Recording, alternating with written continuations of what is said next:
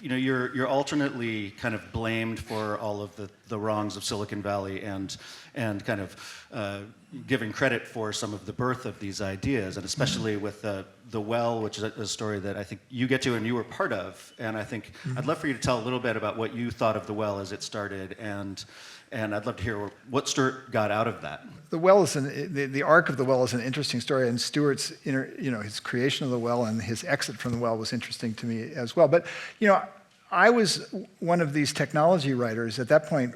When the Well started, I was just making the transition from Byte magazine, which is very technical, to the San Francisco Examiner. Thank you, Will. Stewart's brilliant marketing move in starting the Well was that he gave free accounts to people like me and Stephen Levy and a bunch of other technology writers. And to hackers. And to hackers, that's right. And it created this community, but it also basically gave the Well an out-of-scale reputation. I don't think there were never more than 14,000 members of the Well. I'd be surprised if it was if I had to situate, there was a digital culture that emerged, but the Well was a pretty small part of it, and it wasn't first. I mean, there was... I'm sorry, the Well is still. Thank but you. There was CompuServe, there was The Source, there was Prodigy, and most importantly, I think if you wanted to situate a digital culture, there was Usenet. All of the Unix data centers around the country were connected, and there was a very kind of libertarian spirit, a hacker spirit in those, and that basically was happening at the same time. There was FidoNet was going on. All of this stuff was happening, and the Well was a big part of it, but it wasn't. The thing that I took away, I called that chapter anonymity, because Stewart had seen some of the things that we're now recognizing now as problems in this cyberspace metaverse, what do you want to call it, and he tried to design the Well to deal with them. And I think ultimately 6 years later, you decided you hadn't solved that problem, and you walked away from it. What I'd seen is that I learned about the stuff that we did on the Well from a system called EYES, E-I-E-S, I guess. Yeah. And I was on a system with a limited conversation of about 20, 30 people, corporate people, intellectuals, computer people, and we would meet twice a year and then just sort of go through discussing various things. And then in a sense, I was on the faculty of this group. And one of the discussion points that came up is anonymity is important because some people need to be able to get a message out without it coming back to really bite them, because it's an important truth, and power will find them and destroy them. So let's have a little anonymous sub-conversation within these various conversations that we were having on EYES. And it was set up, and within 2 days it had gone completely sociopathic. And what happens is, when you have anonymity, people can pretend to be other people. And as this other person then do something really sort of insidey, jokey, and cruel, and then that gets the other people who are also now realizing they're anonymous to be equally cruel back. And it spirals into real viciousness really fast. And so that was why I wanted to be sure that that kind of anonymity was not going to be available on the Well. But we did allow people to change their names, and it wound up being easy for them to get separate accounts, and they'd be kicked off the Well, and they'd come back as somebody else. And we did not control it. And Facebook, originally it was your Facebook identity that was going to be your digital identity in the world. And then that got lost for them.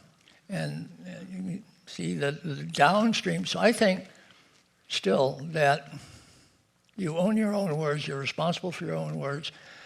And it's not only that you're responsible for your own words online, it's actually a real you, not a bot.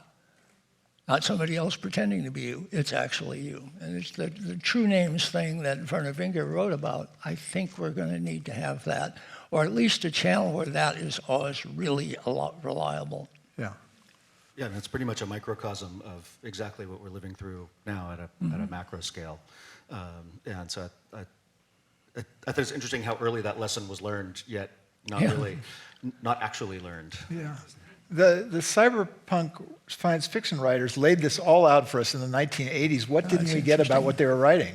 Yeah, I think people used it as a roadmap instead of a warning. I blame myself. I mean, I fell for John Perry Barlow's utopianism as much as anybody else did. This was going to be this Socratean abode that was going to be separate from the real world.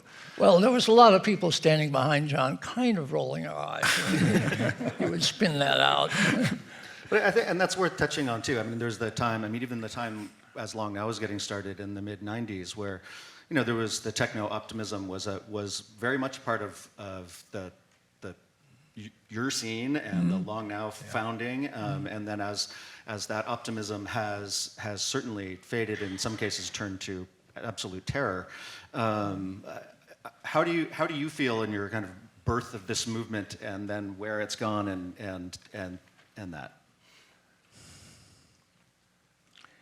The pendulum of attention that goes from everything is great about an actually mixed bag to everything is terrible about an actually mixed bag is,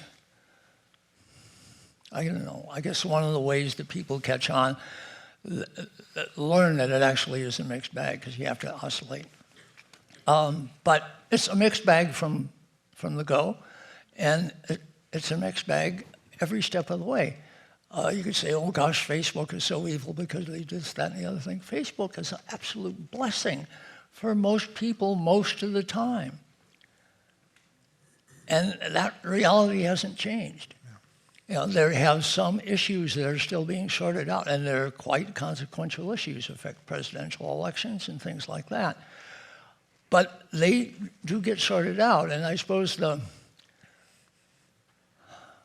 optimism is that you bear down on the problems, you don't solve them right away. The really tough problems do not get solved right away. Climate is in that category, and online behavior, I think, is in that category. There's lots of paradoxes built into it, and you've got to sort your way through them. Gregory Bateson said, he worked with schizophrenics a lot. He said that you will see people who are as schizophrenic as they ever were, but they sort of manage in the world. And he said, that's like learning to ride a crazy horse. The problem with the horse is you want it to go left, and instead it goes right and then dumps you off and runs away. But you can figure out the situation of the crazy horse. And people have these neuroses, sometimes with talk therapy, sometimes with drugs, sometimes just with life. Figure out how to manage the damn thing and ride the crazy horse. And I think we do that at the social and civilizational and cultural level as well. Well, I think this is the thing that you point out in the book, and we have a few questions along these lines as well, is that kind of Stewart also knew when to leave in some way, or maybe knowing is the wrong term, but it's more like, got bored why of did things. he always leave early? Yeah, there was this restlessness, and even sometimes these failures, like the education thing, that then somehow kind of launched into the next thing. So, what did you learn in watching those cycles? Well, I mean, I think Stewart explained it to me as he had a relatively short attention. So you have a relatively short attention span. You would tend to get bored and move on. That was actually something that worked to your advantage.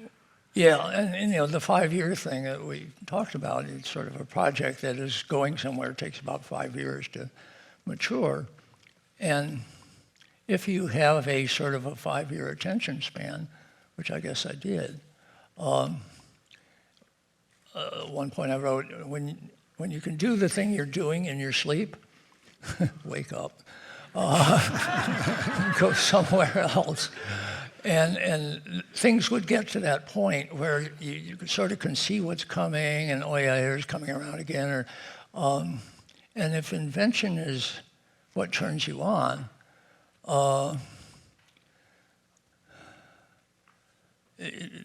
you're not getting it anymore from that particular domain, and so you have to go somewhere else. Yeah. And there's